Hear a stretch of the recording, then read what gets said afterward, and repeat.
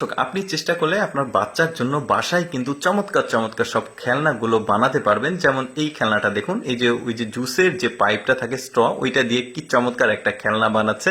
আপনারা ভিডিওটা যদি একটু মনোযোগ সহকারে দেখেন তাহলে কিন্তু নিজেরাই এই চমৎকার খেলনাগুলো বাচ্চাদের জন্য বানাতে পারবেন।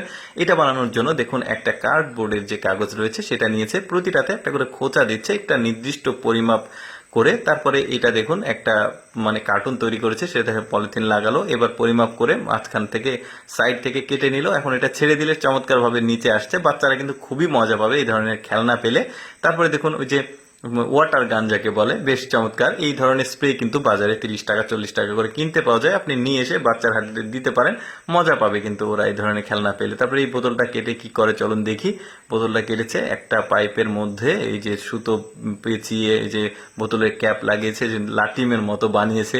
কি দারুণ! আমি বর্ণনা দেওয়ার চাইতে আপনারা কিন্তু দেখলে খুব মনোযোগ সহকারে আপনারা কিন্তু নিজেরাই বাড়িতে এই চমৎকার জিনিসগুলো বানাতে পারবেন। যেমন বোতলটা কেটে চমৎকার একটা ফুলের মানে গাছ বানাবে, দারুণ। এই যে দেখুন কিভাবে বানাচ্ছে। এই যে আপেলের যে খোসাটা, এটা বাজারে কিনতে পাওয়া যায় ফলের দোকানে, এগুলো নিয়ে এসে এভাবে কিন্তু ফুল বানিয়ে রাখতে পারবেন। এটা যে শুধু বাচ্চাদের জন্য এমনটিও না, কিছু কিছু আছে যেটা আপনি নিজেই বাড়িতে সৌন্দর্য বৃদ্ধির জন্য করতে পারবেন, যেমন এইটা।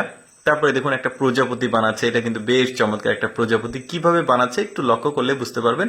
এই ধরনের রঙিন পেপারগুলো বাজারে আপনি স্টেশনারির দোকানে কিনতে পারবেন। এগুলো নিয়ে এসে এগুলো বানালে দেয়ালে লাগিয়ে রাখলে আঠা দিয়ে কিন্তু দেখতেও ভালো লাগবে।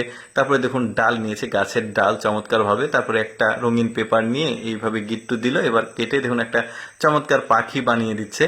কি চমৎকার মানে কাজগুলো দেখুন, ওরা ক্রিয়েটিভ, যথেষ্ট ক্রিয়েটিভ। কিন্তু আপনি বাড়িতে এগুলো বানালে কিন্তু ভালো লাগবে। এটা শুধু বাচ্চাদের জন্য এমনটিও না, এটা কিন্তু আপনি নিজেও আসলে মানে আত্মতৃপ্তি আসবে বাড়িতে এই ধরনের সুন্দর সুন্দর জিনিসপত্র থাকলে।